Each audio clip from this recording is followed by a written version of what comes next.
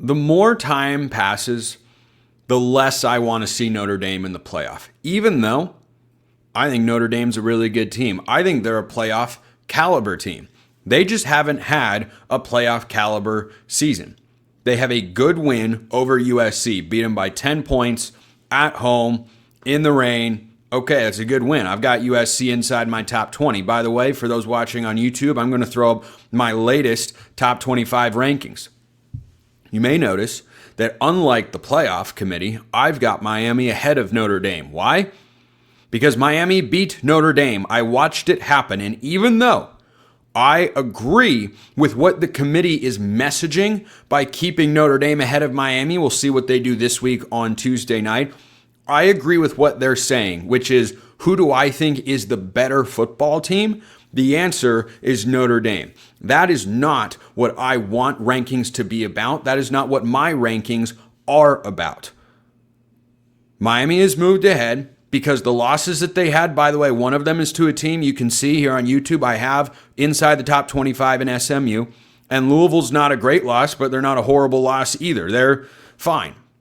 When Miller Moss is healthy, Louisville was pushing for an ACC championship. They didn't get there, but it's not some Alabama losing to Florida State level loss. So for that to be Miami's resume, to me, makes the head-to-head relevant. When the records are the same, and if the resumes are within a certain striking distance, which is pretty big in my view, the head-to-head has to take priority there, especially as you get closer to releasing the 12 teams that are going to make the college football playoff. So I don't dislike Notre Dame because of anything the Irish have done. I think Marcus Freeman is a heck of a coach. I love CJ Carr. Jeremiah Love's story is great. He's also an awesome football player, best running back in the country. I said before the season he'd be my preseason Heisman dark horse that no one was talking about, that should have been a favorite, quite frankly.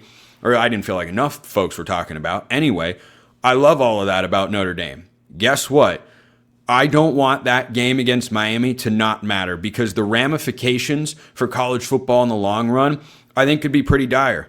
You could have a college football world where teams still control their own schedules, and if they expand the playoff again, which is ridiculous, but whatever, if they were to do that again, I still think teams will look at the Miami Notre Dame if the Irish get in over the Hurricanes, and they will say, hey, what's the point of scheduling a big game?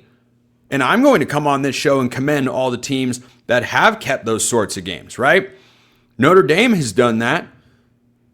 Some other schools have done, but not everybody is. And someone's going to make the point, and it's going to cycle through everybody's mindset, and it's going to get into an athletic director's head, and you're going to see more of what Indiana has done, which I think is terrible. And I think the Hoosiers are a great team. The way that their non-conference slate sets up in the next several years is not right, number one. Number two, it's not good for the sport. But if you put Notre Dame into the playoff over Miami, the message you are sending is all that we actually care about inside the committee are style points and eye test. So Notre Dame blasted Syracuse in a way that, if you listen to my best bet segment last week, you know I didn't think was going to quite happen, but it did. It was 35-0 at the end of the first quarter. Syracuse is going to be just fine as a program. Fran Brown is a really good head coach. They get Steve Angeli back. If he can be fully healthy, they'll be fine, okay? I'm not that worried about it. So for Syracuse to have lost like that to Notre Dame didn't tell me everything about the Orange that I needed to know, because I already had that information. It told me that Notre Dame knows. I don't know if they've been told. I'm not alleging a big grand conspiracy here, but they know that they've got to make it look pretty. They've got to justify what the committee is doing. And Notre Dame beating Syracuse like that, they didn't need to. They won 70-7. 70-7 was the final score of this game. And CJ Carr threw for 49 yards. Notre Dame ran for 329. This was an FCS level domination. It was 49-0 at the half. So for Notre Dame to do that the way it came off to me, and I don't think this is fair to the Irish, I'm just telling you how it makes me feel. Guess there's something therapeutic about me hosting this show. Anyway, Notre Dame winning that game amidst these resume discussions screams guy who gets a really big truck and jacks up the wheels and makes the engine loud. He's overcompensating for something. I'm not going to go into the details of all that. I think you're all smart enough to put 2 and 2 together. The way that Notre Dame beat Syracuse is, yes, at the same time impressive. And on the other hand, unless there is mass chaos in the college football playoff coming into rivalry week, which there could be, I do not want Notre Dame in over Miami. If Miami loses to Pitt, which they absolutely could, okay, that's fine. Then I have no objection because Miami didn't do their job. But that game earlier in the season that was much talked about, was one of the biggest non-conference games of the season in this wonderful sport. It has to matter. Or else why are we playing them? Why does it matter? You're just becoming the NFL a little bit more at a time. And I've heard some conversations get floated out there in the media space about, man, this 12-team playoff has been great. You know, I heard Josh Pate talking about how, well, it hasn't been as bad as I thought. I think there's some merit to that. I also think that we're setting ourselves up to look back and go, oh, yeah, those big games didn't matter. Like Alabama losing to Florida State, they're in control of their own fate to get to the playoff. If they lose to Auburn, I don't want them anywhere near the playoff. But for Notre Dame to be in this position and everyone to have just decided that they should be in and forget. I know that they lost those games. I get it. Texas A&M is indeed really good. It was a close game. I'm not telling you Notre Dame should be way away from the playoff or that they shouldn't get in at 10-2. But if you're putting Notre Dame in the playoff, you have to put Miami in. You have to do it. And I hope, frankly, that either Notre Dame, they're not going to lose.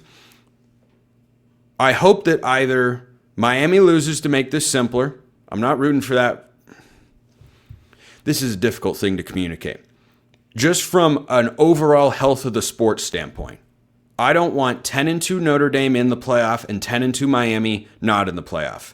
You either put Miami in and not Notre Dame, both of them in, or Miami loses to Pitt. Those are the acceptable outcomes. But I will not be okay with Notre Dame getting in. I absolutely will not, unless Miami's also in the playoff. And yes, Miami's losses are not as quality as Notre Dame's. Shouldn't we be rewarding wins more than losses? We're doing that with Alabama. Why are we not doing it with Miami? I don't know. Well, I have an idea. It's just not a very good explanation. So, end of rant. That's why I'm becoming anti-Notre Dame. It's just getting more and more annoying that this is where it's trending. And frankly, I have Notre Dame in my top 25 because I think they're a really good team and they've had a good season. I have them at number 12. If the playoff ended today, neither Notre Dame nor Miami would be in my 12-team playoff. Because the ACC champion is ranked outside. I have Miami at 11, Notre Dame at 12. Miami would not get in because they won't be the ACC champ. The Group of 5 champ would get in and knock those two out, and I would be perfectly fine with that. So